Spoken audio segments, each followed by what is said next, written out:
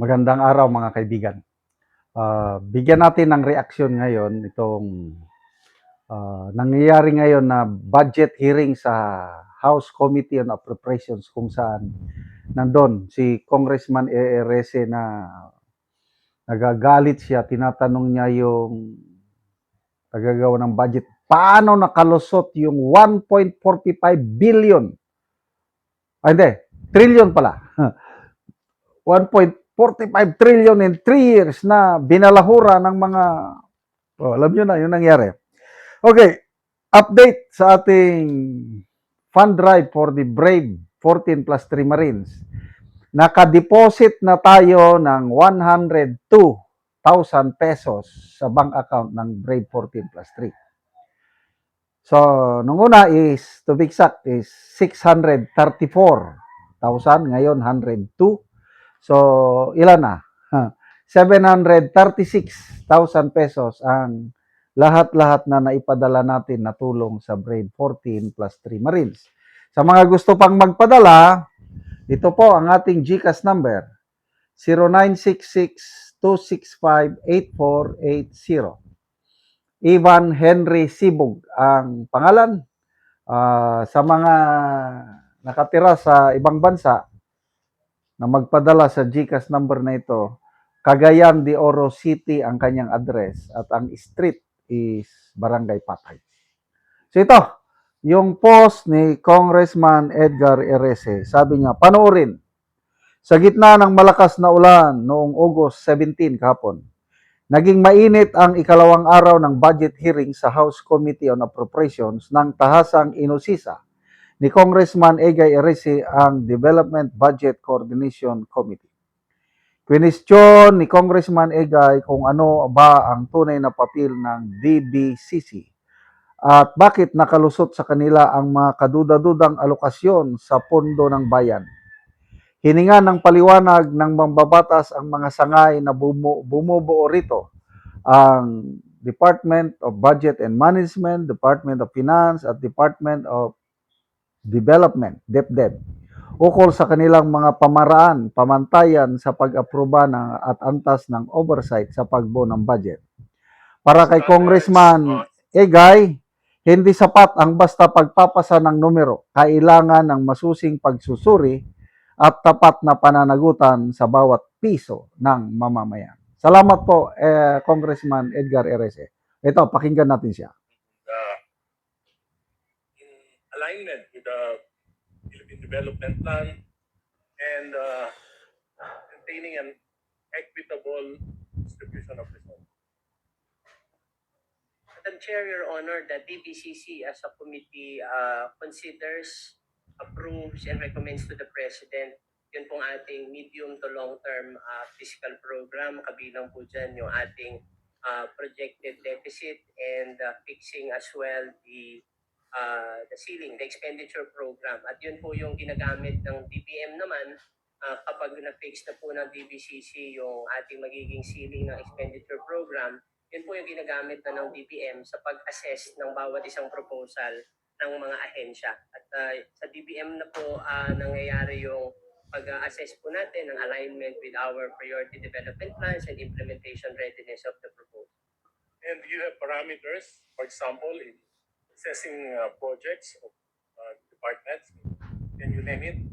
Yes, Your Honor, Madam Chair. Among others, unang-una po kapag meron pong proposal, yung completion po ng supporting documents. So meron po tayong mga nakalatag ng mga budget preparation forms na makakapag-prove po ng tinatawag naming implementation readiness. Dahil kung implementation ready po yung isang proyekto, ibig sabihin po, consistent din po dun sa ating GAAS release order, mabilis pong ma-implement yung project pagkapasa pa lamang po ng GAA. Kasama rin po dun sa ating assessment, yun po kanilang utilization rate. Gaya po ng nabanggit ko kanina, ito po yung dahilan kung bakit may ilang department po na medyo bumaba dahil may mga continuing pa po silang mga pondo from 2026. With that, how can you explain that 1.45 Yun. billion the national budget, the 19th Congress, were realigned to projects that were not really meant? Paano po na-implement the 1.45 billion insertions, diversions of entities? without the knowledge of the President, without interference from the Department of Budget and Management and the DBCC. Your Honor, Madam Chair, ito po ay sa 2026 po. No. Upang hindi na maulit ngayon, bakit nakalusot? Kasi dapat malaman natin paano nakalusot sa inyo. Paano nakalusot sa Presidente yung 1.45 trillion na halos pinalitan ng Kongreso, yung budget, yung President's budget, yung Philippine Development Plan. Paano nakalusot sa inyo yan? Yun. Madam Chair, Your Honor, marahil po ito po yung mga changes that was introduced doon po sa ating 2026 GAA. Ito rin po yung dahilan kung bakit po doon sa veto message ng ating Presidente, sinubject niya po ito doon sa further documentation at pagbibigay po sa amin bago po ma-release ng TBM yung karampatang allotment, substantiate at ma-document po muna ng mga ahensya kung saan po nakalatag yung mga changes na na-introduce po bago po namin i-release yung mga allotment, Your Honor. Ibig pong sabihin na bet nyo na lahat ng mga projects, for example, lalo na sa Department of Public Works, dahil may naging controversy, we should learn from our lessons. Have you learned your lesson? Your Honor, Mr. Chair, yes po, for 2027, talaga pong sinusuportahan po ng complete documentation, including po yung Program of Works, ang bawat isa pong proyekto na nasa 2027 National Expenditure Program. Wala po bang leadership fund allowed? Wala po at hindi po kami aware, Your Honor, kasi po we only evaluate the proposals as submitted by the department. So, ibig sabihin, yung 1.45 trillion na pinalitan ng mga leaders ng Kongreso na nakaraan, hindi nyo alam? Sa DBM? Your Honor, ang projects po ay nakikita po namin after the NEP, the GAA, the enrolled bill was submitted after the PICAM. National budget pinalitan.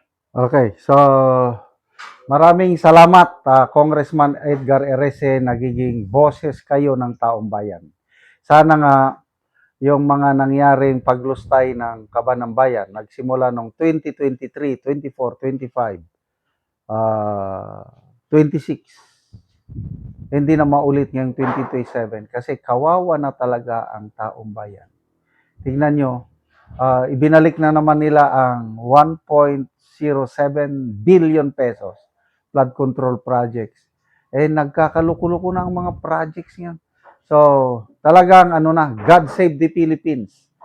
Tama yung kataga ni BP Sara nang sinabi niyang God save the Philippines, talagang napupunta na tayo sa hindi magandang kalagayan. Salamat mga kaibigan sa inyong pagsubaybay sa channel nito. Nakakatulong kayo ng malaki sa tribong Talandig ng Bukidnon dahil ang income natin sa channel na ito is pantulong sa tribo. Namimigay tayo ng libreng yero at pako para makapagpatayo sila ng mas maayos na tirahan. Panoorin niyo ang video na ito. Mauna na sila ang tabangan sa Sen. Salamat sa Diyos! 17 ka pamilya.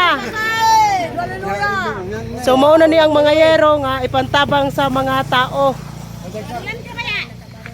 Bantay!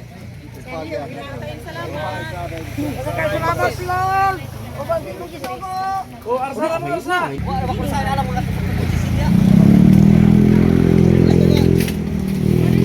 Oh. Salamat sa Ginoo na tagaan mixed. 17 ka pamilya sila karon. Ang matabangan o gero. Ug karon na anak ko diri sa balay ni Junel Linggian nga taga Barangay Tikalaan, Purok 3 San Alahay, Talakag Bukidnon. So mo na ni ang natabangan o gero. Pulihan niya karon ay mga buslot na ang iyang atok. O muna ni ang gihatag nga 8 ka buok nga yero nga 8 kataas. Nga iatop karon. So muna ni ang itsura sa gawas nga bahin sa ilang balay.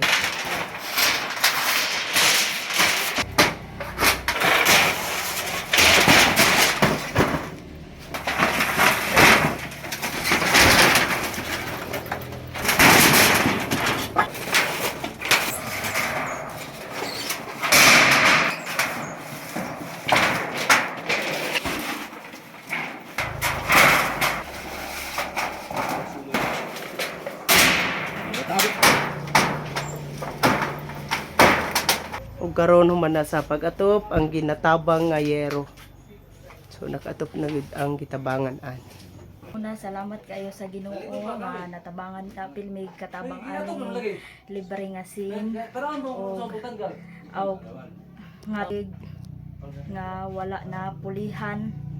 Napulo na katuig bago pa napulian inyong atop. O dako bayong pasalamat sa nagpasiug na pud ani nga aron mi makaapil ani nga kuan nga mga libre nga sa libre nga sin. Pa rin ate. Unang-una salamat gid kay sa Ginoo nga nakaapil mi ani ug salamat pod sa nag-sponsor ani. Oo, salamat kaayo. Salamat kaayo